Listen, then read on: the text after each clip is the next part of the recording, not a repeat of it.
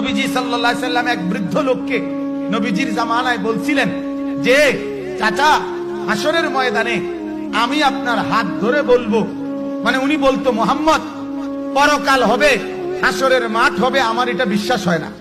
তো নবীজি বলছে, চাচা আমি আপনার হাত ধরে হাসরের ময়দানে বলবো, আপনাকে মনে করাই দেব যে এই যে হাসরের মাঠ হইল নিসান। আমি জানি আপনার ওয়াদা দিলাম। হযরত ওমর রাদিয়াল্লাহু তাআলা আনহুর জামানায় রোম আর পারস্য বিজয়ের পরে ওই বৃদ্ধ লোক আল্লাহর রাসূলের সাহাবী ওমর ওনার কাছে আয়েশা বলছে, ওমর আমাকে কালেমা পড়াইয়া মুসলমান বানান।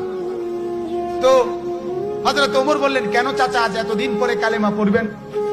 তো চাচা মুরব্বী বলতেছে, মুহাম্মদ আমারে দুইটা কথা কইছিল।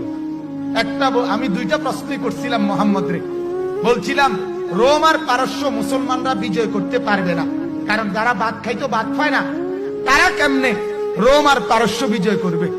হ্যাঁ, আর হাসরের মাঠ হবে না। আমার চোখের সামনে রোম আর পারস্য তো বিজয় হলো, মুহাম্মদ বলছিল বিজয় হবে, এটা তো যেহেতু হয়েছে তাহলে আমার বিশ্বাস হয়েছে ওইটাও হইব, কাজেই আমাকে কালেমা পড়াও, কালেমা পড়াও।